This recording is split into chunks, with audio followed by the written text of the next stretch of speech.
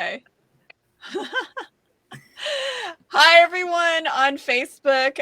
This is Larissa Lam, the director of Far East Deep South. I'm with me are a bunch of Mississippians or former Mississippians that are here. We're so glad you're joining us for this special Facebook Live after party with Far East Deep South.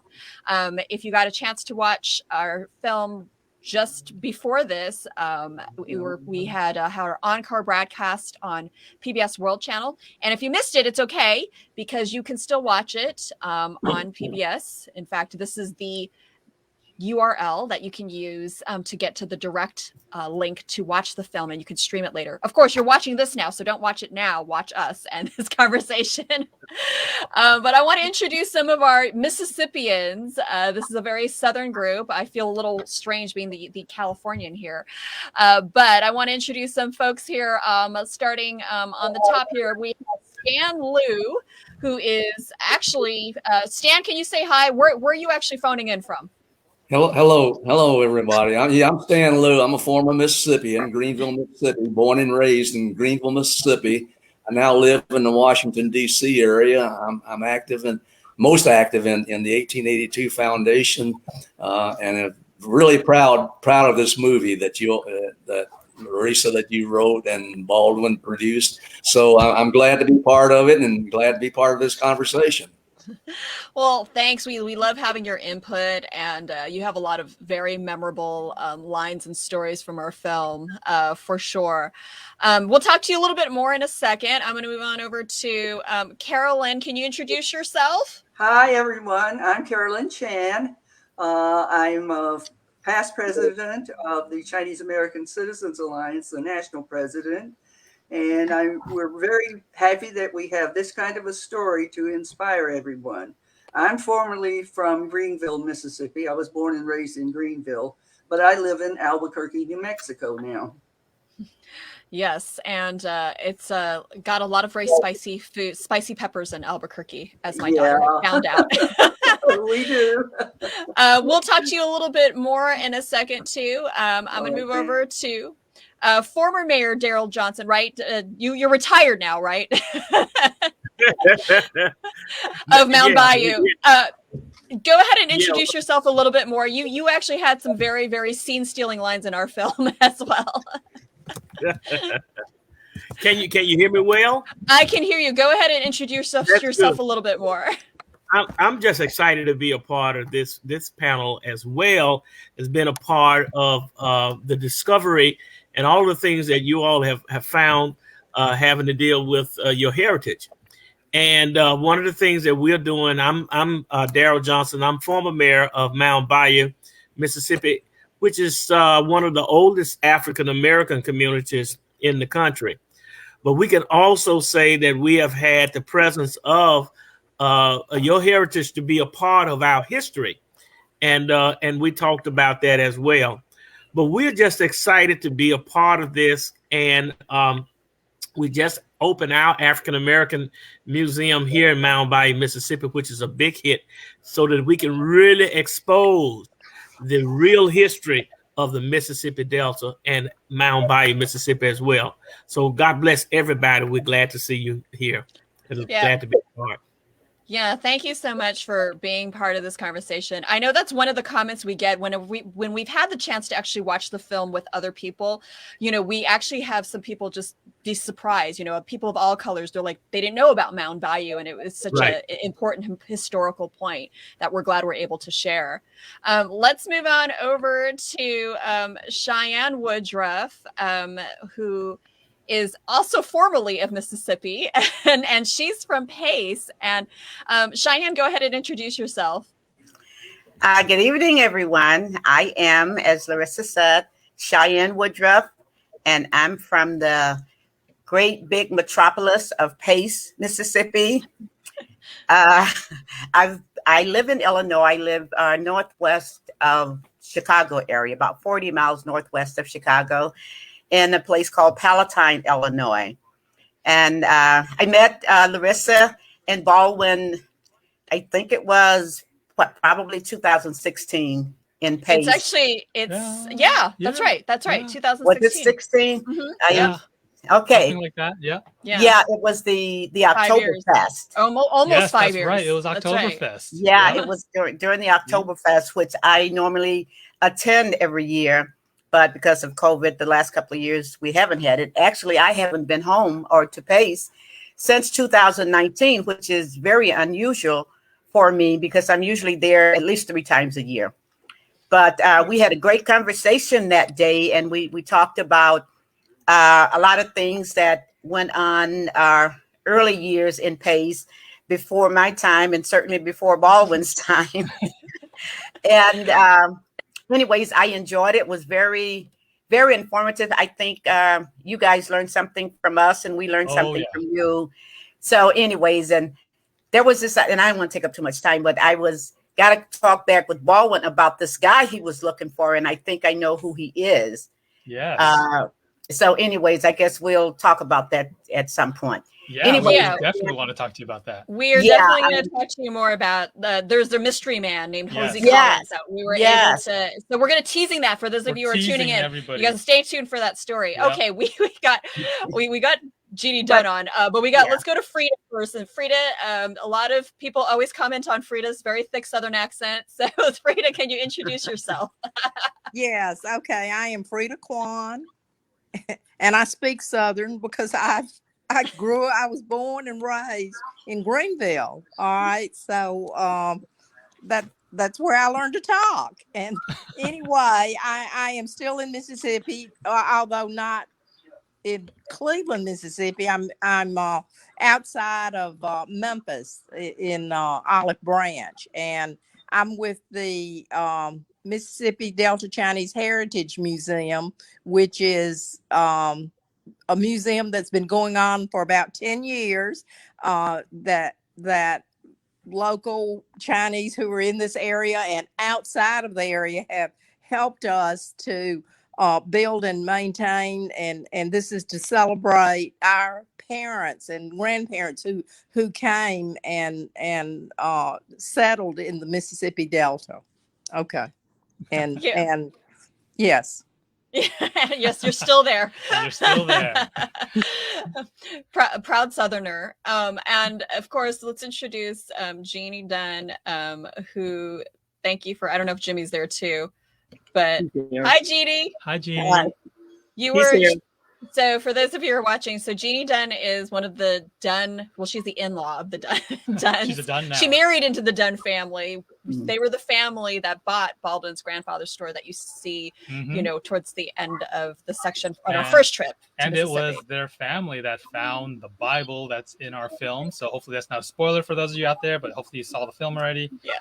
But that was that touching moment was because the Dunn family found that Bible. Yeah.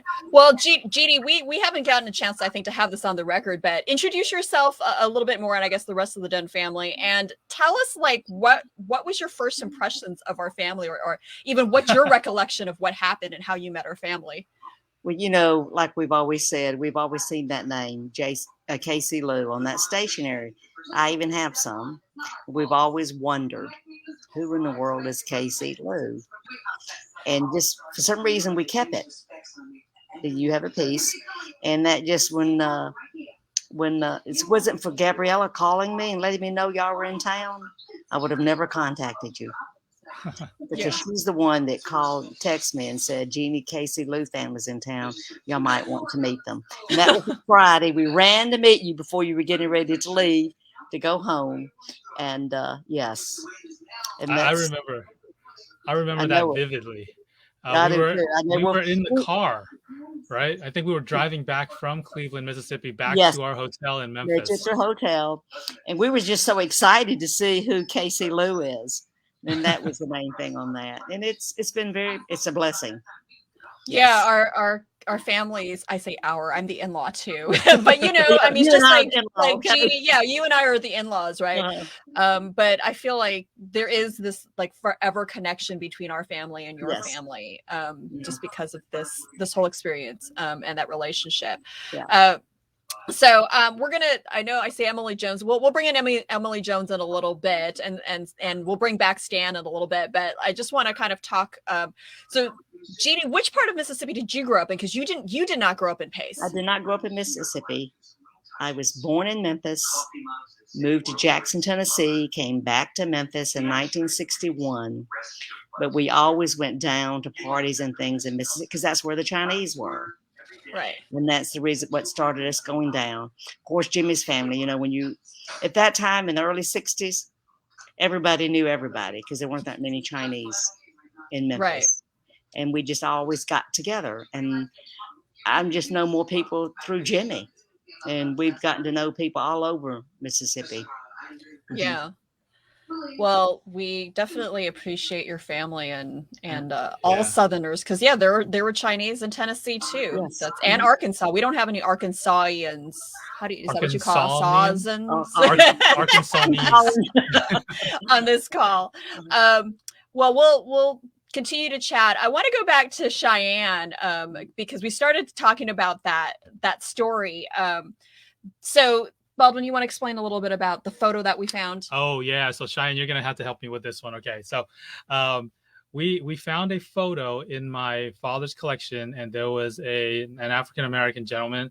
And, back then in the days, you don't just take pictures of random people, right? You only take pictures of people that are important. And even keeping that photo, right? And especially keeping it. So we found this photo, and we had no idea who this person was. But my dad said, he said his grandmother would keep calling this guy his name was Hose. That's all he knew. This guy is Hose, and he was very important to our family.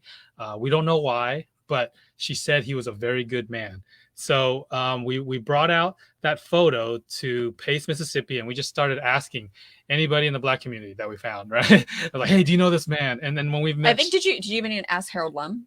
I asked Harold Lum too, and he didn't know because Harold Lum has a store there, and everyone goes to his store still, right? So he didn't know.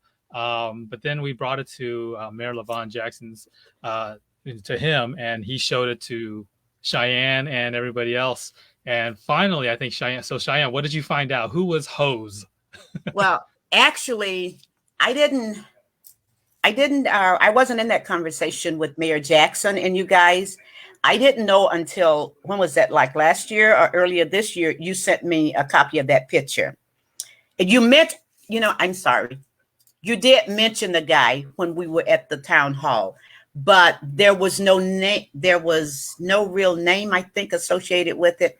Okay, that's been a few years now, so I've kind of forgotten probably some of this stuff. Anyways, my sister and I, the way you guys talked about him, we thought of this guy that we knew, and we thought maybe that was him. Well, a couple of years passed, and we didn't talk about it anymore. And then recently, you sent me the picture, and I'm like, oh my God, that's the guy that I know. So I immediately sent it to my sister, and I said, who does this guy remind you of? And the first thing out of her mouth was, oh my God, that's Jose Collins. And I'm like, okay. So there was like a little family history with that. My grandmother, who passed away, my mom's mother, who passed away before I was born, was friends with this guy, Jose, and his wife. I don't know who his wife was at that time, because years later when I met him, that wife had passed away and he was into a second marriage. But he was supposedly my mom's godfather. Oh, wow. So that was the association. That's how we got to know him. And my mom would take us to visit him and his then second wife. And like I said, when I saw that picture, I immediately knew that that's who that guy was. And he passed away. Oh my God. I've been away from Mississippi for like about almost 50 years. And he passed away before I left there. And his wife, the second wife that I knew, passed away probably 20, 25 years ago. Yeah. But so that had to be him. That was him, or that was his twin. Yeah. Well, I mean, I told you his name was Hose, right? So and that Hosey. so that matches up. Yeah. Yes. So if Yes. for those that Yes. can't really see, like in our poster in the background, we actually have Hosey Collins in our backdrop right there. Yeah, You can in see the picture. photo, we included his We photo. included in there. his photo But in. but when we made the movie, we didn't know did the not story because know. just as Cheyenne mentioned, Right. we just found Cheyenne just told Right. us last year about Right. this. So we already done. Yeah. The film was done. The movie poster was done, but we Right. wanted to put Hosey in there, Hose, because we knew he was significant, and it kind of represented the Chinese being between black and white, and we had his photo, and we're like, we need to put it in because he's part of the story somehow. Well, and I think Cheyenne, you told Baldwin like he had a farm, right? Yeah. He had a little plot of land. And it's, if you go, the highway that runs through Pace, number 8, that comes from Cleveland. If you go west on that highway, west of Pace, where he lived was about probably 2.5 to 3 miles from west of Pace. And he had maybe, I want to say maybe like 10 acres of land. But it was like kind of off the highway. You drive down the highway, then you turn off onto a smaller road, and you go to where he was. And he raised chickens, and I think he had pigs, and I think he had a cow, because I remember, although Pace is like really rural, but it was like city to us when we were growing up. So where he lived, we considered rural or country, as we would say. And we were excited to actually go over there and see him milking a cow. I mean, we knew about milking, but we had never experienced just sitting there, him sitting on a stool, milking this cow. And so we'd help feed the chickens and slop the hogs, give them food and whatever. And it was like a fun time for us. That was like something exciting for us, even though we were somewhat familiar with the things like that, the farming and stuff, raising animals that happen in the South or in our area. But we had never actually sat and saw somebody milking a cow. Yeah. Right. Yeah. Exactly. Well, thank you for sharing that story. That's so awesome. We're gonna talk a little bit more with everyone else here too, but hang tight. We'll don't leave. Because I want to ask I have a couple of questions to ask the Dunn family. Oh, okay, yeah, No, absolutely. You know what? And I wanted for everybody that's watching, if you have questions, go ahead and post it in the comments box. And if you have any questions for us or for any of our quote unquote cast here that are Mississippians, feel free to put the comments. Okay. All right. Well, let's let Cheyenne ask her question to Genie about the Dunns. Okay. First of all, my father, Willie Woodruff, everybody called him Buddy. The Dunn store, which was originally KC Lou, I think. That was KC found that out. Right. Mm-hmm. Okay. So J.W. Dunn, am I right, was the person that bought that store? Yes, and I think correct. I did tell when we were together, Larissa and Baldwin, I talked about got probably 2-3 years old, I think, when we moved from another rural area that was like kind of south of Pace, and we moved to the city of Pace. And my dad was renting this house. And finally, the owner, I think he rented it for a year, and then the owner wanted to sell it. Well, my dad really didn't have the money. He borrowed money from J.W. Dunn, whom we call Joe. Wow. My dad borrowed money. Was it Joe Dunn? Yes. Okay. And I remember him well, even though I was under 10, but I still remember him well because that's where we did our grocery shopping at J.W. Dunn, Joe Dunn. Wow. But my dad borrowed money from Joe Dunn to buy this house. I think maybe it was a down payment or something. I don't think maybe he borrowed the whole thing, but that's how he was able to get that house. It was through Dunn. wow. through Joe Dunn that he got this money. And That's nice years, to hear. I'm sorry. I said it's good to hear. Yeah. Is that Jimmy? Is that Jimmy right there lurking behind you? Very Jimmy's nice like name. lurking in the back Jimmy, can you move in the He's camera like so they can? Jimmy here. Jimmy is the oldest son of of JW JW Dunn. Dunn. Okay, Jimmy, now- can you move? Was there? I think he had a daughter named Imogen or Or Emerald. Yes. Emerald. Emerald. Okay, I remember. I can remember the daughter. I remember a son, but not that vividly. But I think the girl might have been older, and maybe that's why I remember her better. I'm not sure, but I remember that when they moved from Pace, they moved to Memphis, Right. and Yes. he would Joe Dunn would come back to Pace, and it seems like it would always be on a Sunday. And he Yes. came back, and that's how my dad repaid him. He would come back to Pace. My dad would give him money toward whatever he owed him. Uh-huh. Wow. Yeah, but yeah, I definitely remember that well. And later on, and I don't know if I mentioned this to Baldwin and Larissa, in the early 60s, my dad made my dad a policeman in Pace. So he was the first Black policeman that we had in Pace. And that was in the early 60s. Wow. So, because other than that, we had only had a couple of white policemen. I think James Harris was one that I remember. James Harris. Do you remember that name, James Harris? No. Well, there were three boys and a girl. Jimmy, and then Raymond, David, and Emerald Jean.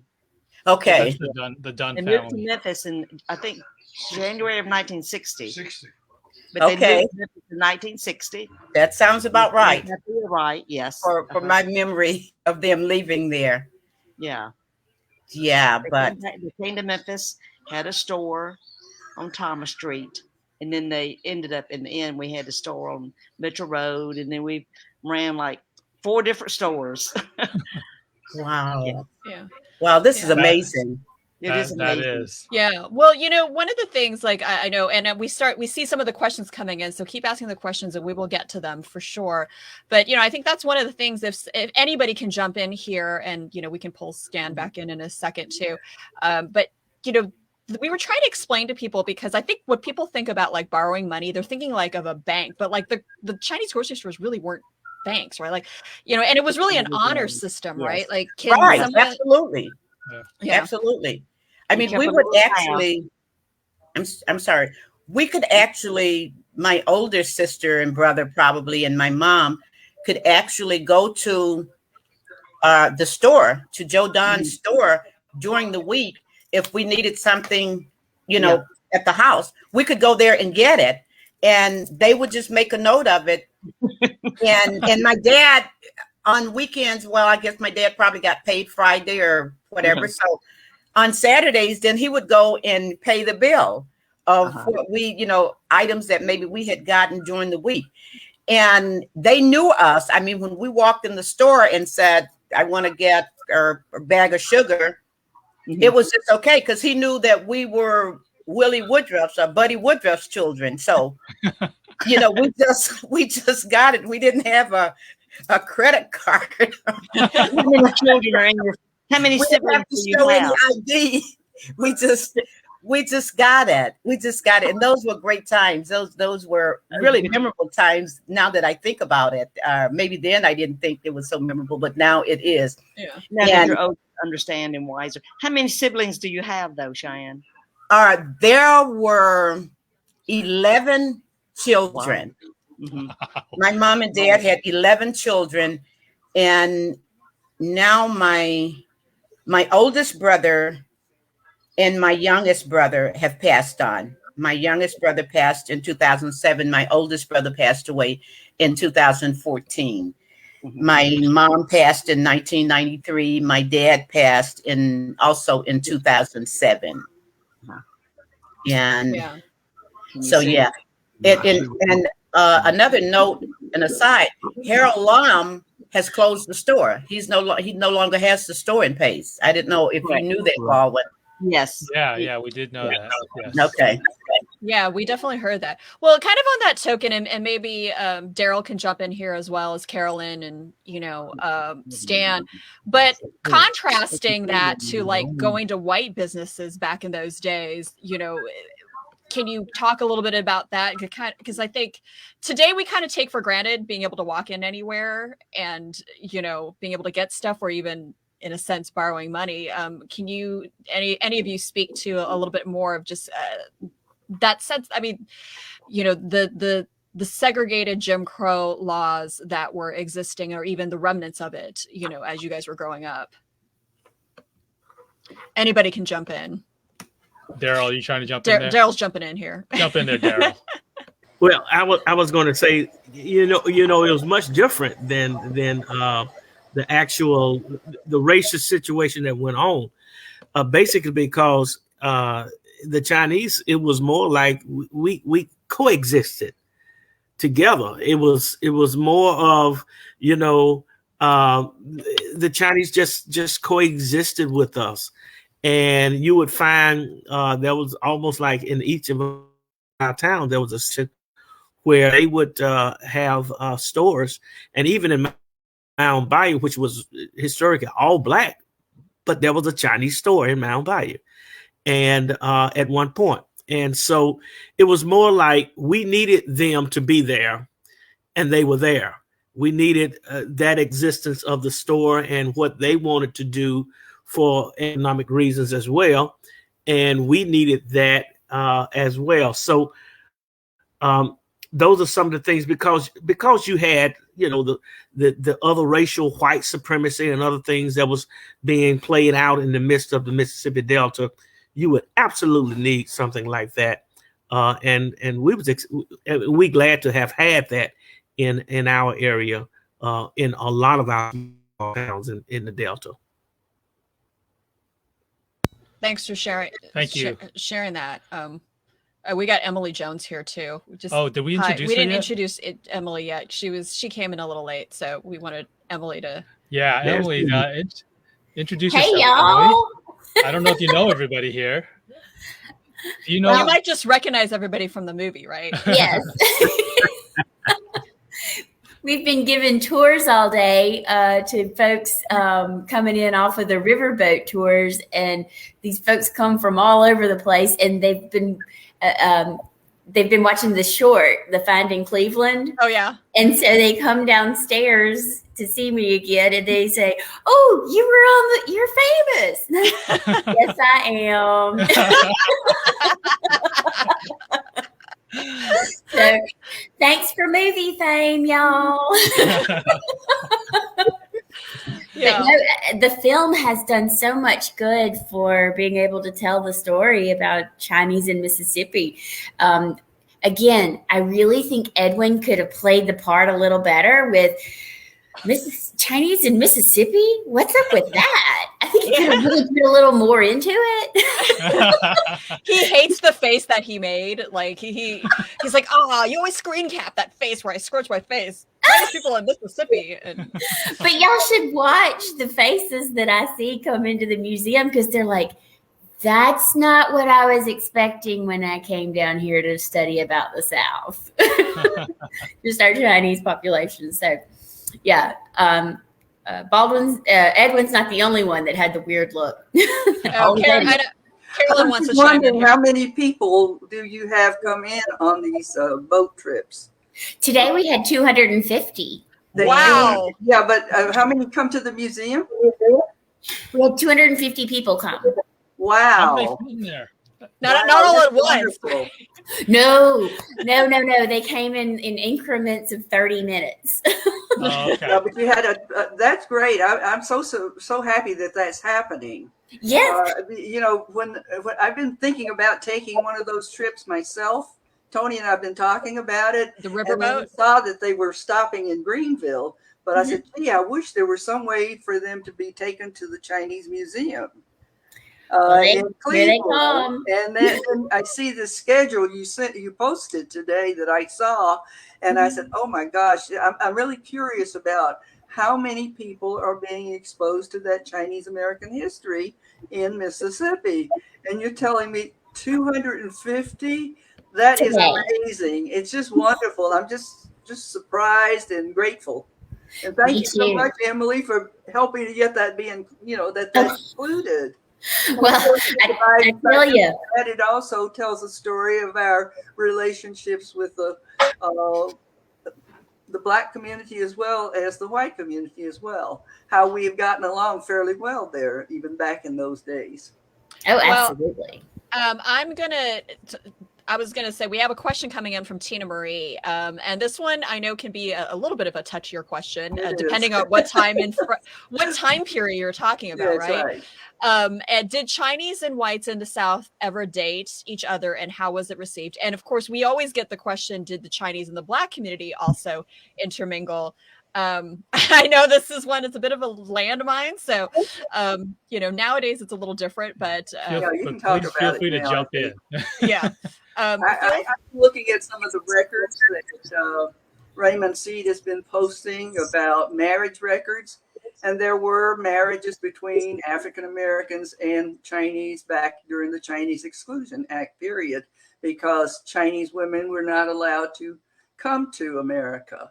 So, people are human beings and they need to have some relationships with someone.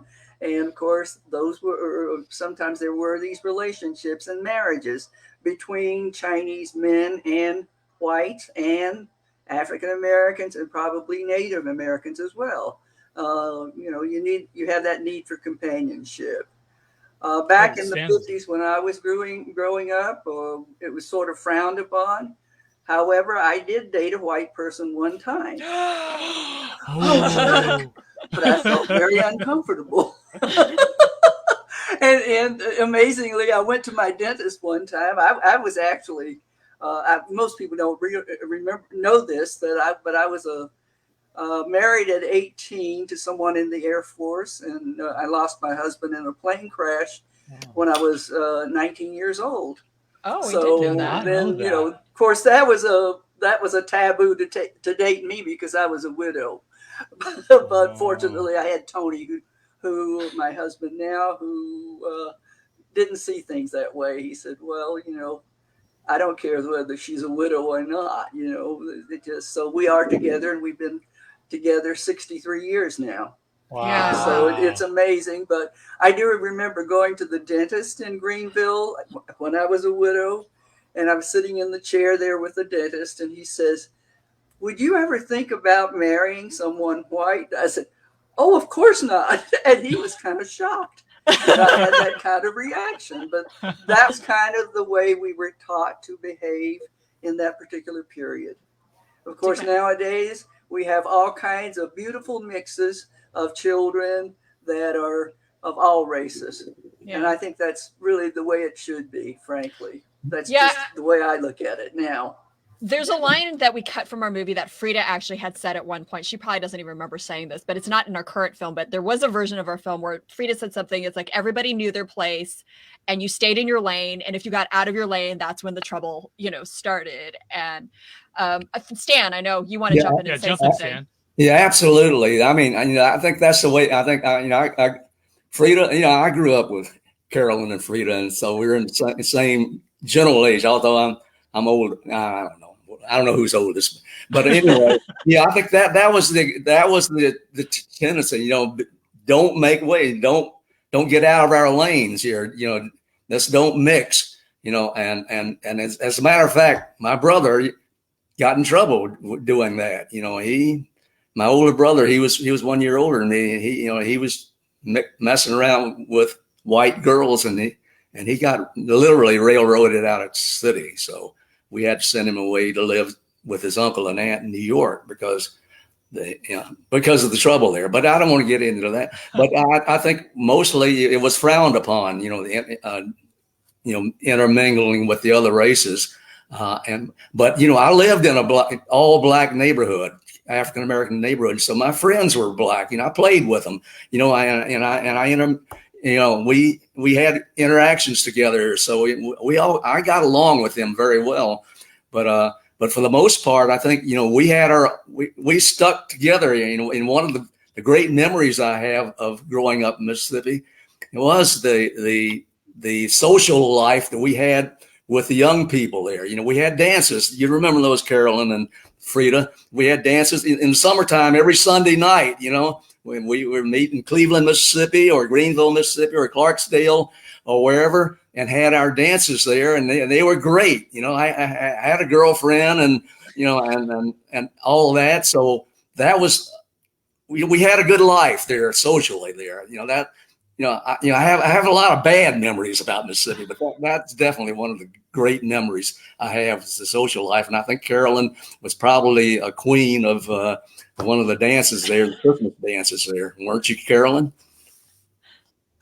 Oh, she's muted. Yeah. Okay. I love those stories. That's one area that I wish I had more. I wanted to focus more was on the social life in our film, but just because of the narrative of surrounding Baldwin's family, I had to take out a lot of that. We just have Luck Wing recalling the dances so fondly. And for those, I think that, there have been some people who have been interested in actually doing documentaries about the Lucky 11, the one who sponsored the dances that we had.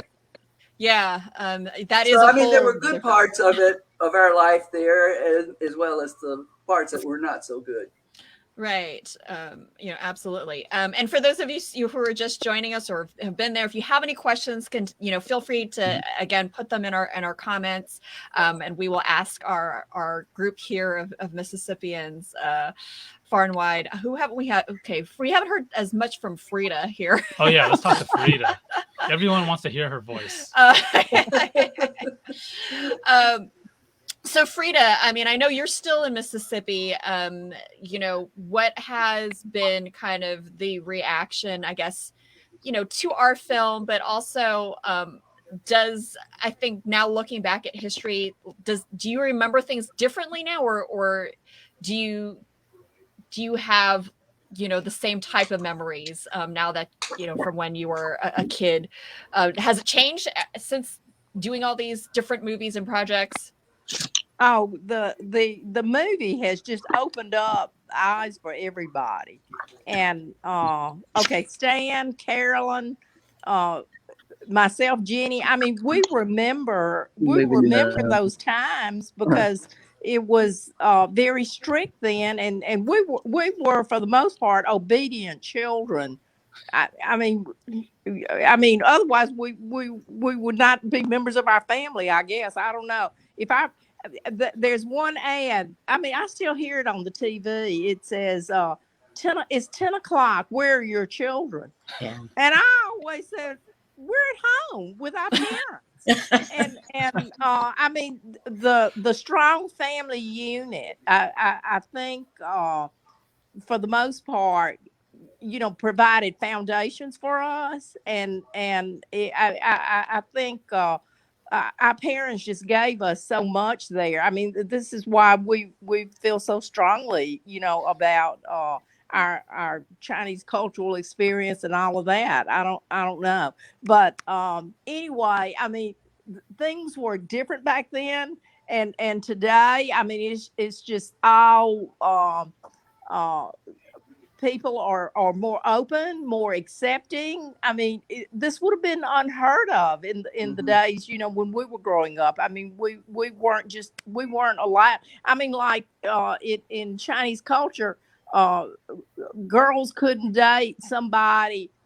This would even be in the Chinese family. Like, you couldn't date someone who was a locho. If you were a locho, you could not date another locho. And there are a lot of lochos in Greenville. I mean, all right, what's a locho? What's the locho? What's a locho? Yeah, I mean, the Joe family. The Joe family.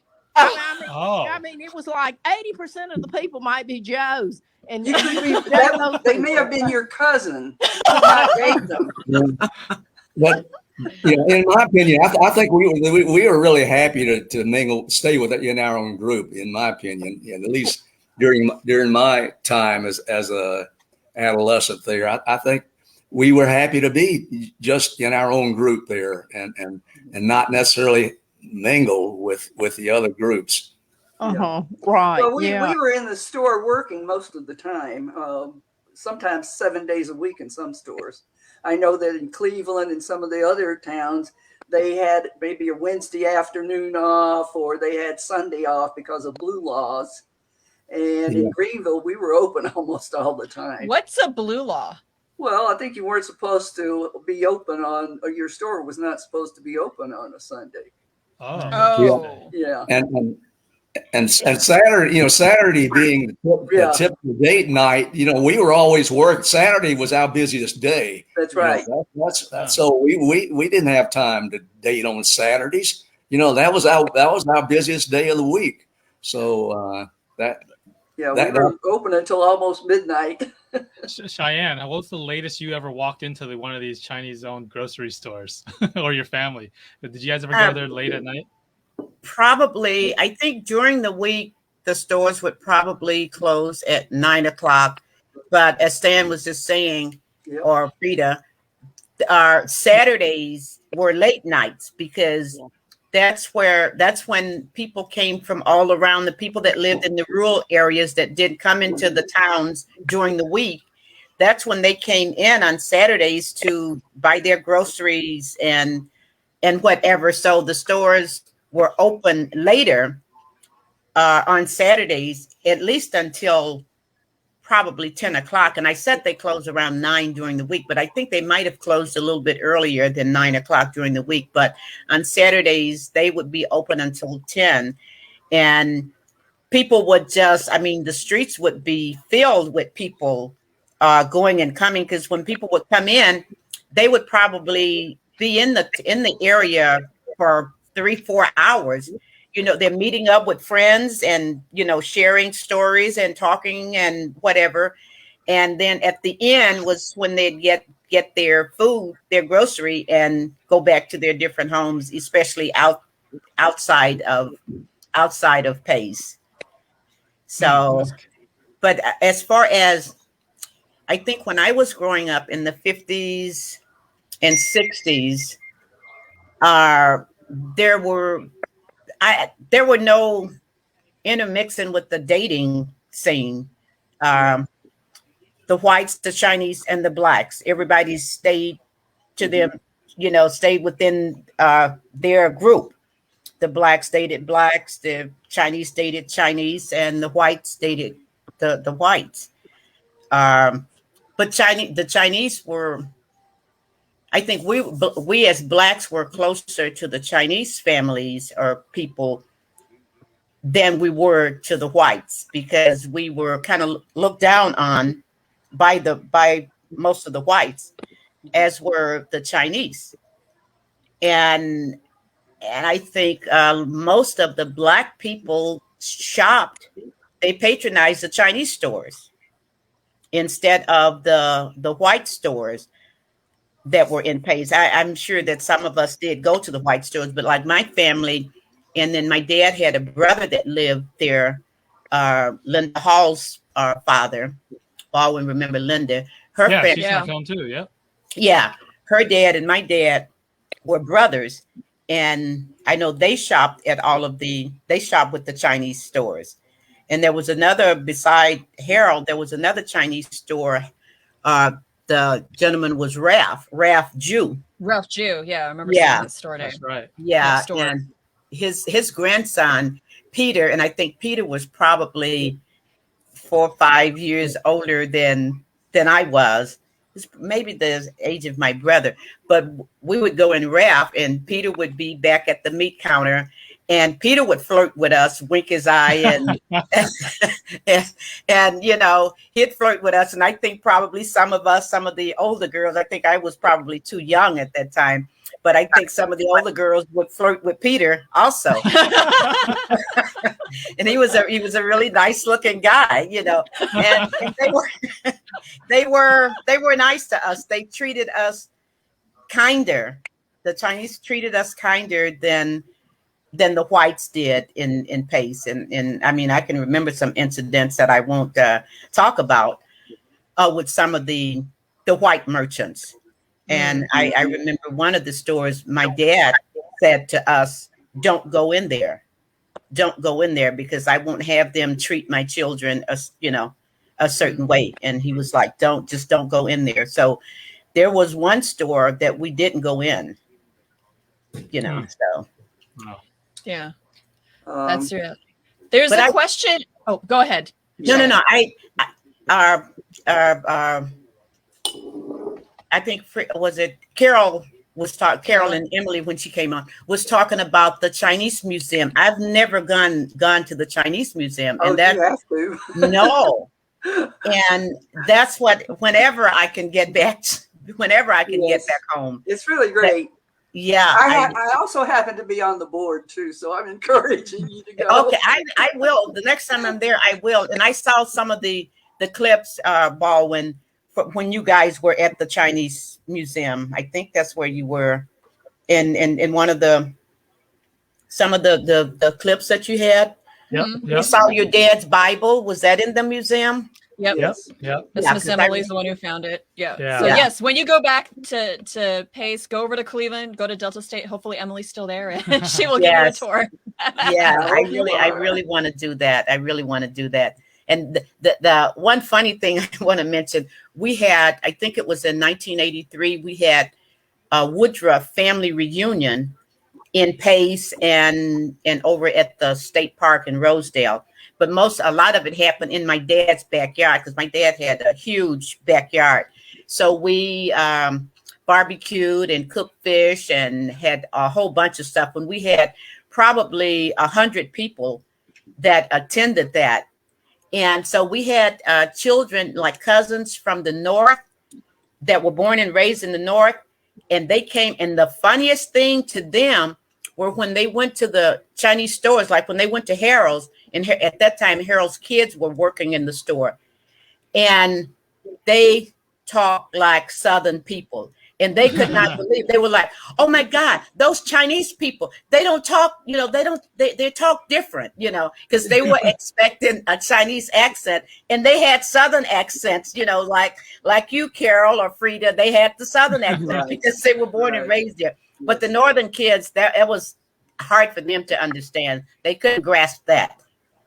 Yeah, we get that a lot for people, I mean, we hope it's not just a novelty and we kind of normalize a little bit with our film, but, we have people saying to us all the time, like, "Oh my gosh, they have such strong Southern accents." And, but we're used to it, and that's how you guys grew up, and that's how you guys, that's normal. Like, I speak Californian, I know. And I said, actually, when we went to Mississippi, you guys were like, "You guys talk funny. You guys, where are you guys from?" Well, You're we're from California.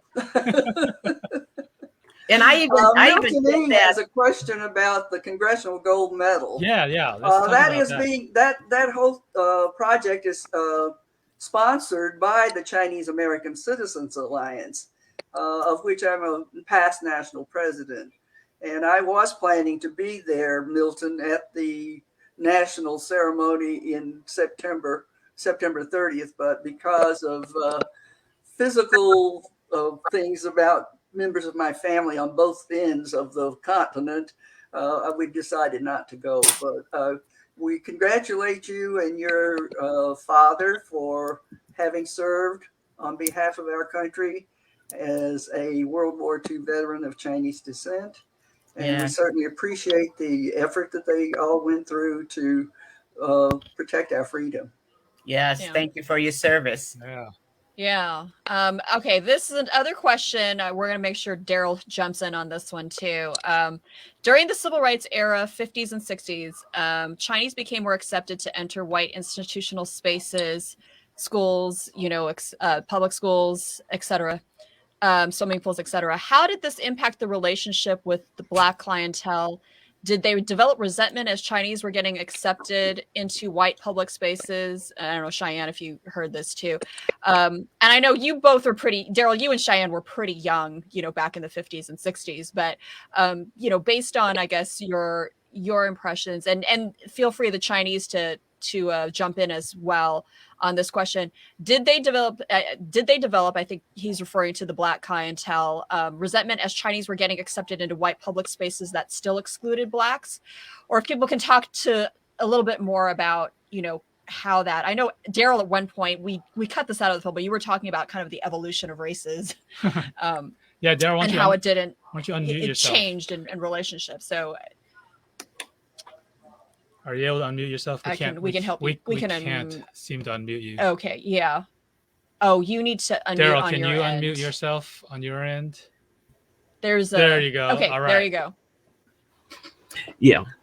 And so I guess the question is toward me. I guess maybe because I do a lot of the history of and specifically about the civil rights and movement, and actually because Mound Bay was like at the ground zero of the activity of civil rights movement and even pre-civil rights movement.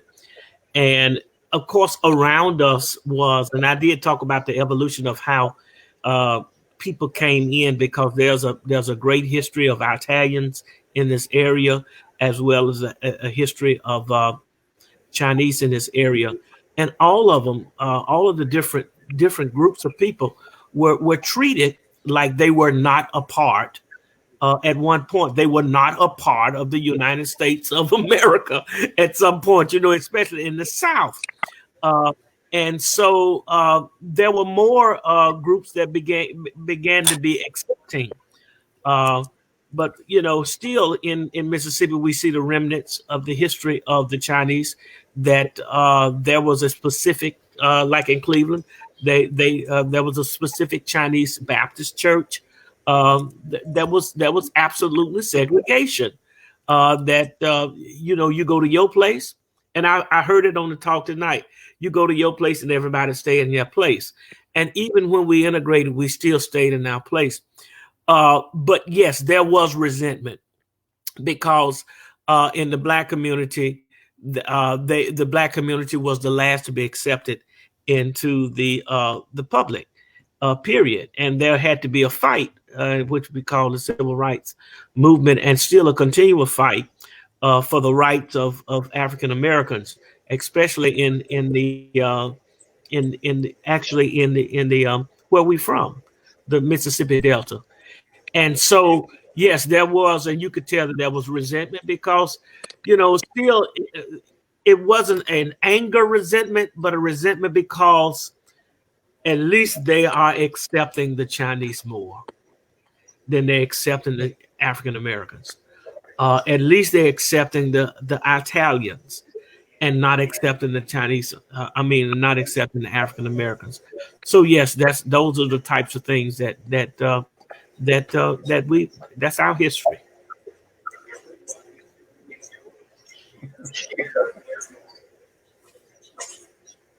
Look, We can't hear you, Larissa. Larissa's talking and moving. Oh, sorry, we got muted. Can you hear me now? Yes. Yeah. I was just going to say, to kind of add on to that question, like, how do you think a film like ours, or even knowing more of the history between our communities and the history of discrimination, can kind of help move us towards, I think, some better understanding between communities? Yeah, well, that's a great question. And thank you. I applaud this film. I applaud what you put out there, because once we begin to know the problem that we've always had is that we were in our own corners, in our own houses, in our own churches, and we don't know what's going on somewhere else. So once you begin to expose that we're all real people and we all have problems, we all go through different things. Once you expose that, then you have people to begin to have empathy for other people, sympathy for certain areas, and begin to work along with people. That's something that we began to miss after people started, you started having integration, but yes, segregation within integration. And so Yes. and so those are the things that we've practiced, and thank God for what you all did, because it exposed your life then. It expose your life now, and expose who you really are. So that is absolutely great that y'all did that. Yeah, that thanks. means a lot. I mean, we can't solve racism with one film, but we hope the conversation, and other stories. I mean, even the stories we're hearing tonight, like Cheyenne talking about the Dunn family, and that's a story that they had never, I think, heard about their father before, and I heard, I think again, it was a line that was cut, but Harold Lum, who's the store owner in Pace, he had a line in there that he's like, oh, the younger people, they don't know, any of the history. I think Mayor Jackson also had a line similar to that where, he was mentioning how like, oh yeah, the older people, we know what happened or we remember, but the younger people, they have no clue. And so, which is why we want to focus on education as well, because we know in Mississippi, like they're not learning a lot of this history, right? No. Right. No. Right. That's right. They're not. Yeah. And I really wish you guys, well, I mean, you're not old enough, but I wish somebody could have started doing what you're doing now 40 years ago. I agree. In our area, it would have made a vast difference. I do remember probably the mid 70s. And again, I had left there. There was a group of Northerners, and I don't have probably all of the correct stuff for this, but there were a group of people from other states that came to Mississippi, came to Pace actually, and started to turn things around in Pace. And before that, any kind of town official or whatever was white. And we never knew how they got elected because we weren't voting. They were just appointed. I remember there was a man, Malcolm Souter, I think is how you say his name. He was the mayor, and that's all I remember hearing all my life was that he was the mayor. And I'm like, who made him mayor? How long does he get to be mayor? And as long as I can remember, he was mayor. Well, in the mid 70s, this group of people came in there. They started to arouse the blacks in Pace, and they were kind of called to action, and they started to make changes. And they even started calling Pace Delta Pace. And they started making sure that everybody was included in the election. So then we didn't even know what an alderman was. We'd never heard of that, but there were a couple of 2 or 3 whites in Pace that were aldermen. But, we knew they was aldermen because somebody said, yeah, he's an alderman. So, and about that time is when in Baldwin, you and Larissa will remember Robert LaFleur, he was elected the town's first black mayor. Right. And things started to move uphill in a different direction. And I'm just thinking if this had started in the 1960s, what a big difference it would have made for blacks and for Chinese, because the Chinese were intimidated by the whites. They didn't really want to, I guess, I don't know how to say it, mingle with the blacks as much because the whites didn't want them to.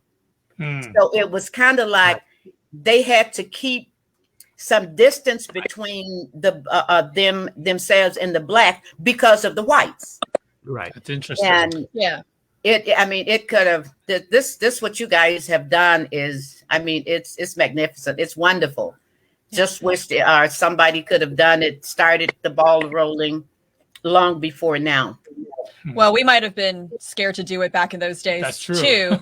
We heard about does anybody want to speak to the White Citizens Council? Because we heard about that. Yeah. Are any of you guys familiar with them? Carolyn, do you know anything about the White Citizens Council? Have you heard of that? Or Stan, have you heard of that? No, I really can't say that I do because I left Mississippi. Oh, that's right. Yeah. Yeah, I had left. And sort of didn't look back after I left. So during the Civil Rights Era, I was gone, and I'm really not aware of what was happening in Mississippi, especially between the Chinese community and the black and the African American and the white communities. The interactions there. I'm very I'm glad to learn Darrell's point of view about what was happening among the races, but I wasn't there personally, so I can't really speak to that. I do want Carolyn to tell people, why did you leave Mississippi? Because I think that's very telling. Oh, okay. When I graduated from college, I had done student teaching at a white school in Columbus, Mississippi. I attended Mississippi State College for Women. I did my student teaching in a white school. And when it came time to apply for a teaching license, I was told I would not be able to get a license. Or I guess I would have gotten a license to teach. But at that time, I just felt like, well, I'm not going to stay here if they're not going to really let me have the license. I have a cousin, Annette Gong, who was from Boyle, Mississippi, and she was in my class. We graduated from college together. She went down to Jackson and had answered an ad for a teaching position as a piano teacher. And she sat there at the office, at the superintendent's office. And then she says, well, I'm answering the ad for this job. Well, we can't hire you. And she said, well, why not? I'm qualified. I've done my teaching in the classroom. And they said, well, tell me why I won't be given a teaching license, or you're not hiring me for this position. It's because you're Chinese. Wow. And so since I knew that, I said, well, there's no need for me to stay here. And of course, at that time, Tony and I were going together, and he was in optometry school in Chicago. And we finally decided, well, maybe the best thing is for us to get married so I can help support him for his last year of college. And then I taught in Chicago for about a year, and then we moved down to Albuquerque. And I was hired right away to teach in a multi-racial, multi-ethnic neighborhood in Albuquerque. In Chicago, I taught in 2 different schools. One was predominantly in a Polish neighborhood, and another one was in an African-American neighborhood. So I had that experience of interacting with children of all different backgrounds. Of course, when I grew up in Greenville, our particular store was located in a neighborhood where we had whites, Native Americans, Lebanese, right, and Mexican, blacks, whites, and everybody, working class people. So I was exposed to all kinds of people, and we had to learn to get along with all of them. And we also learned to appreciate their ethnic customs and their foods also, because sometimes they would come in and ask for specific types of things that they need for the foods that they needed to prepare for their celebrations. But that's the reason why I left. And also when I turned 21, I had to go down to the courthouse to register because I felt it was important to vote. My mother was intimidated because they looked down upon her when she stood in line to try to register to vote. And I asked her one time, and she was a lot of the Chinese who immigrated earlier could not vote because they were registered aliens. They were not eligible for citizenship. But my mother was born in Rosedale. My great-grandfather actually had been in Gunnison in the 1880s. So, my history goes back in Mississippi for a long time. But when I asked my mother, why is it you don't vote? She says, because they look down on me. It's like I'm not entitled to vote. And I said, that will never happen to me. Mm-hmm. So I went down to the courthouse and I had to take the literacy test. And I had just completed a course in political science. I answered every question they asked. I wrote a beautiful essay, and the lady at the county clerk said, wow, you really know this stuff. And I said, I sure as hell ought to. I almost said that. I really didn't say that, but in my mind, I really wanted to say that because I said, you're not going to stop me from voting. Yeah. And I've been very active in political activities ever since. And I've done that in Albuquerque. I've, not only done things politically, but I've also done things for cultural enhancement in the city of Albuquerque as well, and the state, and also on the federal level for CACA. I was the one that helped initiate the Veterans History Project, collecting the Chinese American veterans' history. That was back in about 2003 or 2000 that we started doing that. And I think that helped with the impetus to have the recognition of the Chinese American veterans of World War II. Yeah. And a lot of the vets came from the Mississippi Delta. Actually, yes. Some of them are profiled in our film That's too. right. That's right. Yeah. And even Actually, if they Emily, were not citizens, they were drafted too and had to report. Yeah. Emily, there's a nice little spread at the museum with all the World War II vets too, right? Yeah. Or even beyond World War II. Oh, yeah. Yeah. Yeah. We want to collect the stories now of all the veterans that are of Chinese descent that have fought in all the wars. Right. Because that's an important chapter of American history too, that, we all learn in our history books. Is like, it tends to be, sadly, there has been a lot of wars historically, so that tends to be a lot of the history. But a lot of the Chinese, as well as the African American community, were very much involved, with a lot of those wars. I think the crazy part is, hearing about some of the black soldiers that actually fought for the Confederate side, which I thought was ironic. Well, there were Chinese veterans and of Chinese the Civil too. War who fought on both sides as well. Right. Yeah. Oh, go ahead, Emily. Please, Emily. Oh no, I was just going to say that one of the things about the veterans part, the servicemen and women section of the museum, is how many Chinese legacies there are. How many children continue to go into service, when they grow up, and it seems like a legacy of serving your country that has been passed down from one to another. Yeah. Well, if everyone out there who's been hanging with this, if you've got any more questions, and we're probably going to be wrapping in about 5-6 minutes here, because we could hang out with our Mississippi crew forever, but we know they're on a different time zone than us. Yeah, it's late over there. But if you have any last questions or comments, feel free to drop them in the comments. But I'll just chime in quickly about the White Citizens Council. I don't think we ever answered that. Emily, you probably know about the White Citizens Council. Just because she's white? Well, not because.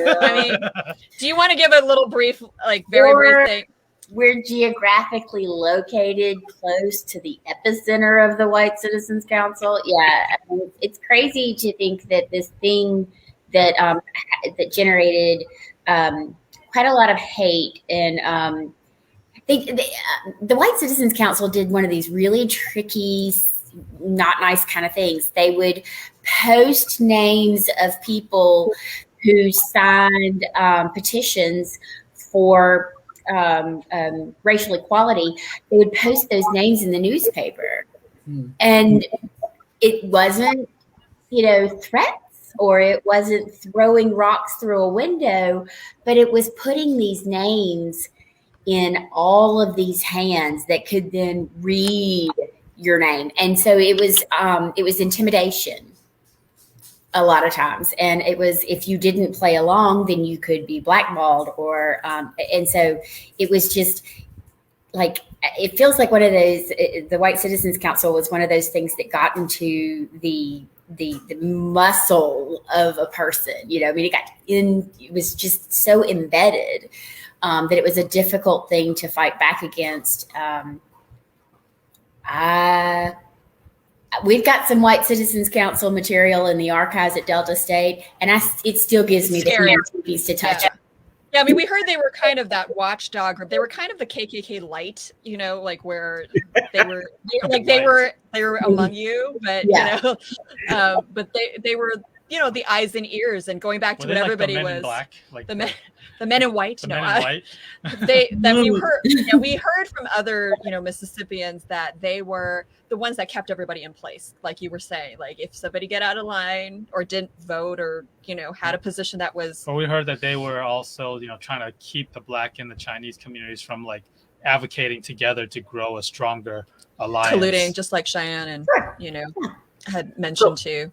I have a question. The reason I didn't chime in on it, because I know much about it. My dad's name is all over the paperwork that they have. But I was curious about the Chinese and why it was such. I mean, why did this question come on this at this forum? And I think you kind of just answered it, because I was just curious as to what did the Chinese have to do with that? Yeah, we've been asked several times, a lot of panels, and people just say, well, why didn't, like, if both Chinese and blacks were oppressed together, why didn't they just like join up together and fight together? Or what were the things that kept them from, like, doing more than just hanging out at the grocery store? Like, why weren't they hanging out and planning things together? And this was a historian told us about this. And then, I mean, I think what you were talking about too earlier, Darrell, I mean, we've had people who have said, well, why didn't the Chinese speak up? Like, when they got a little bit more, they were a little bit more accepted. Like, why did they, and I think Cheyenne alluded to that too. It's like, because there's this fear, this intimidation, by these groups. It's like, if you, the moment you spoke out for, the Black community, you are now against the white community, right? So it's easy to say now, we have so many more avenues and people, protecting us here, but back in those days, right? And we still have to look at the numbers. There were still a lot less Chinese than there were Black out there. So when the Black community started doing more civil rights stuff and advocacy, there's still a larger number of Black community members that can do that. Whereas with the Chinese community, there's just a smaller amount of people, so it's kind of easier to shut them up. And a little harder to and a lot of them were related to each other, so you get one family. Exactly, and and you probably would be easier to be targeted as well. So I can understand that. Thanks for having me. And I mean, we've had some really tough discussions, and we'll have to have another conversation with you and Cheyenne and another forum. But, I think it's been so valuable to, we've talked with Carolyn and Stan in another, setting, and Emily here. But, it's been valuable to kind of get your perspectives, because, we've had such a positive experience, and even tonight in conversation. And I think some people are just really skeptical. They're like, really, the black community really like the Chinese community? Because especially if people are from the urban centers, right? Like LA or New York. The stores had the best rice. Your line in our film gets the biggest laugh. That's the biggest laugh. Because Black people love Chinese rice. And the Chinese knew it too. Well, I do want to give one quick shout out, because we unfortunately lost Mayor LaFleur and Mayor Jackson, and so that's why they're not here with us today. But we do want to acknowledge them, and it was because of the both of them that we were also introduced to Darrell and Cheyenne, and they brought you guys into that town hall for us to be able to meet you guys. So we're very saddened by their loss, but we hope that maybe our film can be their legacy, and we hope that, and we thank you guys for listening to them and just joining us and getting to meet us and talk to us, and hopefully now you see some new faces here as well, and go to the museum. We could do we should do a real live reunion at some point. I know. But when we come back out, hopefully, and someone maybe wants this to next say year. hi. Oh, here's our here comes Kalia. Well, we're almost done. So I'm going to go around with everyone. So Frida and Genie, we'll bring you back on too. Any last thoughts, words you want to say? And by the way, Wei Lee here. He's like, he actually put did a blog about the White Citizens Council. So. We'll have to check that out. But thank you for sharing that resource, because that's something that we discovered along the way in the last couple of years. But I'll start with, how about Carolyn? Last words. Last remarks. We thank you so much for being part of our film, and unmute yourself, and and being Southern in New Mexico. Oh well, I try to lose this accent, but apparently it just stays with me. After all these years, I've lived here in Albuquerque since 1959. So anyway, well, thank you so much for having this conversation, and it's been very interesting to hear everybody's viewpoint, and that you've been interested in how we've all tried to work together. I think that's the whole answer now, is for us to all work together to make this a better world. Thank you. Thanks, Carolyn. All right, Cheyenne, how about you next? Oh, the sun. Oh, let's unmute Cheyenne here.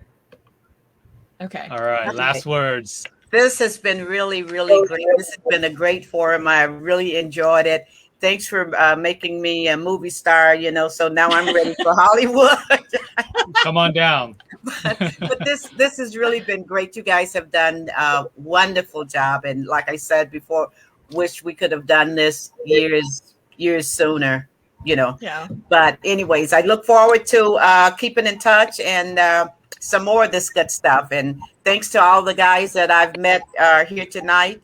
And Emily, I'll be coming to see you real soon. And I got to introduce myself to Darrell. I don't know him, and I've had family that lived in Mount Bayou. And I went to the African American Museum in DC, and I saw they got a whole town. I don't know if you've been there, but they got Mount Bayou set up there in that museum. And it's great. So this has been great. Thanks again. I can't thank you guys enough. Thank you, Cheyenne. Thank you, Cheyenne. We'll see you. And Stan, last parting words. Yes, I do. I first of all, I do want to thank Larissa and Baldwin for an outstanding film. I think it was the most profound film. It generates a lot of conversation, and I think and it just brings up subjects that need to be talked about. And I'm glad tonight we gravitated towards the issue of the interaction between the African American community and the Chinese community. I think that's a subject that we haven't talked about before, and I think to get this open conversation is healthy for everybody, and it will help us understand each other better and understand our stories more. And and it's nothing like knowing our own stories in our own voices, so that we know what our identity is and how it relates to others. So thank you very much, Larissa and Baldwin, and I'm happy to meet all of you all again, most of you again, and to finally meet Darrell and Cheyenne. So thank you. Good night. Good night. Thanks, you. Stan. All right, Darrell. Well, I'm just honored to be a part of this at this time of history. That we're able to talk about that. And I just want to congratulate you all for spending the time and coming up with this idea to do the research and to come up with all that you all came up with. This is going to be great. I think it's going to be educational within the school system. And I believe that's one of the places that you're going with this. And that's great. I visited the museum over there with Emily, and it's every time I go in there, it's getting bigger and bigger and more going on in the museum. So I think we need to know. The more that we know, the more that we can get along, and that is the key to what our world to our world today. And you all may have put just a little dent into getting us better. As far as racial is concerned. And it's just good meeting everybody, being with everybody that's on this forum as well. Thank you so much, Darrell. We should take you everywhere we go. Yes. All right, Emily. By the way, we're saying hi to Rob Voss, who's out there, who's in our film. And thank you, Tina Marie, for seeing it 3 times. Whoa. Well, goodness gracious, like there's anything else I could add to the statements. Y'all have just been so amazing. Even though you did come up in the museum and you made film when I wasn't ready. You shot me. The last time we shot you, you knew. Yes, it was great. We brought the actual crew. Well, we didn't know we were making such a big movie. I know. I mean, that's what's been amazing. We thought you were a kind, museum curator, and we're like, okay, here's some pictures. We're gonna go home back to California, and we didn't know you were gonna find a Bible and everything else, or anybody. Yeah. Well, what's your last words to everybody here? Just keep sharing your stories, putting them out there so that others can observe them and learn from them. And if you need to find a museum and you don't really know where to look, I might know of one. Thanks, y'all. Thank you. Thanks, Emily. All right. Let's go to. go This to- is an interesting. I'm going to put somebody back on the stream because this is a very strange configuration. Let's All go right, to Frida. Hi. Okay. Congratulations on your film. It's an amazing story. I mean, Emily's part, the Dunn's part. I mean, how it all came together is still amazing to all of us. And the immigrant experience. This is just one story. I mean, there are lots of stories. I mean, there's so many families now. Oh, we want Baldwin and Larissa to come and do our story, you know. So, We had one of those calls the other day. Yes. Right. Yeah. Oh, we've got a story. But I have a question. What is your next step with the film, and is it going to be available for people to purchase? Because a lot of people, well, I want to buy a copy, and so it's not available yet, or what's Soon. It'll be available soon in time for the holidays. Well, at least DVD yes, so thank you for asking that question. We currently have an education distribution deal with New Day Films. So our film is available for schools to license, universities, if they have access to Canopy with a K. You know, I know you've been a retired librarian for a while, but now like all the libraries are using Canopy. So on the university system, you could possibly watch on Canopy. Delta State has a copy. If you're a Delta State student or faculty or staff member, you could actually access our film. But yes, DVDs will be available soon. If you're not already on our mailing list and you're watching, please subscribe or follow us on Facebook. So go to our website at fareastdeepsouth.com. You can subscribe and get our email updates. I know all of you, I think, are on our emails that are on this forum. So you're getting all our exciting news. And if you haven't seen the movie yet, I know some people watching here have seen our movie a few times, a lot of repeat customers here. It is currently on PBS and World Channel. We just had the airing earlier tonight. This is the shortcut, but you can also go to pbs.org or worldchannel.org to watch our film. But it will be available maybe on demand soon, streaming wise, in a few other places. But we're still working on all that. We're working on a lot of stuff. So stay tuned. We will tell you all and update you all as we get confirmation with a lot of things. But yes, the rollout for Far East Deep South, I know, has been slow. Blame part of it for the pandemic. Blame a lot of it on the pandemic. Yeah, a lot of it on the pandemic. We had no idea what we were doing last year since everything shut down. But it is slowly rolling out, so people will be eventually able to purchase it and watch it in different forms. So yes. Yeah, thank you again, Frida, for everything. And we just introduced our first class initiative, which I know some of you have been involved with, either helping us to fundraise, and we've already gotten a couple of requests and applications. But if you know schools or teachers out there, especially ones that are underfunded and underserved neighborhoods, we have the first class initiative, and in a second, when we talk to Genie, I'll put the website up. But we are now taking applications. We have some generous donors who have given us this money that we are able to grant some schools licenses to show our film in their classrooms for the first time. So we welcome teachers and schools to apply for our first class initiative. Yeah. Okay, right, Genie, on to you. Get the last word. What, a Chinese family from California walks into a hotel, walks into a bar. No. It still amazes me what you made out of. If I didn't get that text, I would have never have met you when y'all came for that first visit, because you just came to bring your father so he could see where his dad was buried. And look what came out of that, Baldwin. I mean, it's amazing. And like Emily said, I didn't realize you were filming when I first met you. I mean, I may look, I tell people, look a little stupid, but I didn't know she was. I was just so happy to meet the family. We really were. We were, delighted. But it's just come so far, and how, like, when you meet someone, it leads you to others. And look how it's just grown and what you have done. You should be proud of yourself. We're proud of you. It's very good.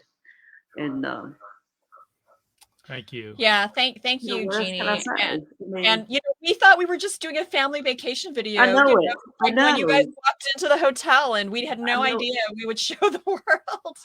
Yeah. Well, you know, because she said text him real quick, and she gave me your number, you know, and I did, and you agreed to meet us, and like, look what God has done. I mean, it's amazing. It really is Yeah. amazing. And I can't help it because we really enjoy the film. Every time you watch it, you catch something else. You know, if you watch closely, because you know, it's just you learn something every time. Yeah. I don't care how many times you see it. Yeah. Or So- you play the fun game is spot Larissa, because I'm in the background, like just floating, or like you can see my arm at times, you know, but like I'm not actually in the film, Right. but you hear my voice every once in a while, Yeah. and you'll like see me like with my daughter, like running across Right. the room. So that's a fun game. If you don't want to learn anything, just play spot Larissa in the film. But we love your family. Thank you. Yeah. We really feel like when we came back from Mississippi that first time, like we found a whole new family, right? We did. I we mean, did. again, I'm the in-law, and I feel like, Yes. you know, I mean, the ending of Finding Cleveland kind of said it all. You know, I because our know short it. film is when we found Cleveland, I know it. we found home, and it really does feel like home whenever we gone back. Everyone, you know, I keep on thinking about Mayor LaVon Jackson when we went to Pace, and we walked in there and met him for the first time, and it was actually Emerald Dunn introduced us to Arthur Holmes, who introduced us to Mayor Jackson. And he just says, come on over to my house, and has a whole spread of barbecue for us and just treated us like family from day one. So, and that's how everyone here, you know, has treated us. And I mean, you knew nothing about your dad's side of the family. And even though your grandfather's gone, I mean, it feels like everyone here is like a part of your grandfather. So I hope you're getting so many of those things. Yeah. If it wasn't for Jimmy's parents saving these things, you know, people That's always right. say, why do you keep everything? And look what came out of it. Yeah, thank Because you. Yeah. We saw the Bible with his name. We debated, Emerald and I looked at it, you know, well, who is Casey Lou? We know it's on that stationery. What did we do with this Bible? You know, we knew you can't throw it away. It's a Bible. Yeah. We go, we'll just give it to the museum. Yeah. See how everything fell into place. Without that, Yeah. we wouldn't have known. We would have never. Yeah. No, thank you for not just donating it to like the Salvation Army or something. No, you we know, wouldn't like, have done that. Or We donate know to the who was- Gideons. Yeah, but it just, if it wasn't for Jimmy's dad, every time I read that letter too, I'll still read the letter that he wrote.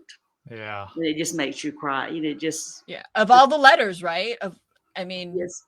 of all the letters and all the things, the Right. fact that he kept it, and the fact that Baldwin's grandfather, if you haven't seen the film, it's an important part of the film. There's a Yes. very important letter, but the fact that he wrote the things that he wrote Yes. that were so personal, Right. and that's exactly what Baldwin's dad needed It to was hear. very precious. you know? It was. That's probably the only memory he has of his father, Yes. because he doesn't have any at all. But in the fact that when they moved from Mississippi, starting all over they had to start over when they came to Memphis, literally start over. That they still kept these things with them. They could have left it behind. Right. Yeah. They took it all with them They from the brought it store. all the way. And it went wasn't from with them. Thomas Street to the apartments to the I mean, it went from place to place where they moved. Yeah, no, Yeah. absolutely. Well, what's funny about the letter is, and he kind of mentions it in the film, but you guys were all so busy talking. I was the only one who actually read the letter, which is why he says, and then my wife read the letter and said, you guys need to read this letter, because like you were all caught up talking. Yes. And I was the only one I know who it. stopped to like read it and was like, oh my gosh, this letter. We were just so excited at meeting each other. I remember. Yes. Yeah. I'll never forget that day. I see David Dunn has tried to connect on here too. Yeah. As I tried to tell him. But his devices are not connected, so I think he has to connect his audio. But we're about to wrap up. I know. Yeah. Did we already? Did we already talk to Emily too? Oh, we did. Yes. Yes, we did. But you know, Good night. Thank you. everyone, Frida, Jeannie, Emily, Carolyn, Cheyenne, Stan, and I know Darrell's, I think, left us here too. But we thank you all for spending your time, your evening with us. I know it's getting late out there on the Central Time, or for okay. Stan's on the East Coast. So he's even worse for Baldwin, him. it was good seeing you in April.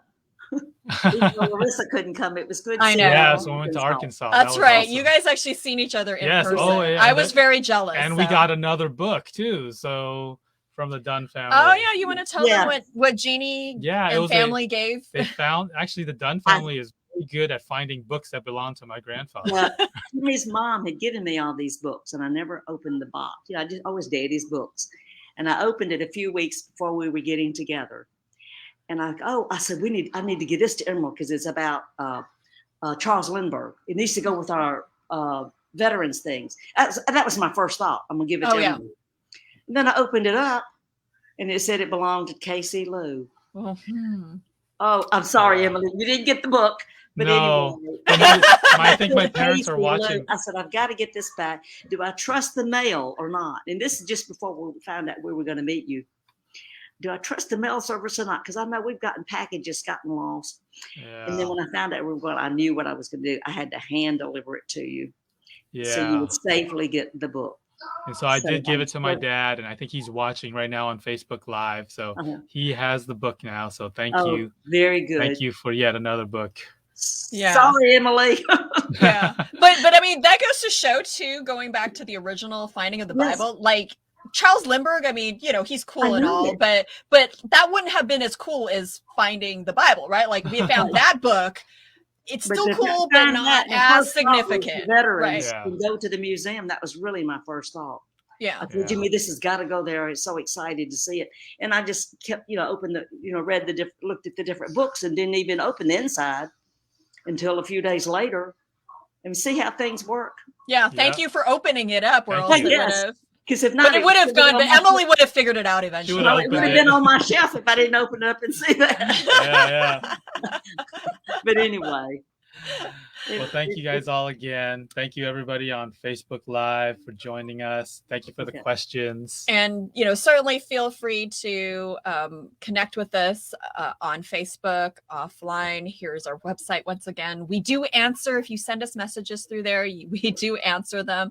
And we love, seeing you at all our other different events. We have an exciting education panel that's coming up on September 28th that you can go to our website, FarEastDeepSouth.com to sign up for. We have Dr. Russell Jung of Stop AAPI Hate, Dr. Jane Hong, who is also in our film, and Tingy Wee of the 1882 Foundation. We are going to have a conversation about bringing Asian American history to schools and how the best ways to do that and how everyone else can get involved in making that happen. Because as tonight proves, we need more people to hear these histories that we aren't getting, we're not learning in schools currently. So God bless everyone. Wherever you are, stay safe, stay healthy. We love you all. We'll see you next time. Thank you Bye. guys. Bye. Bye, Emily.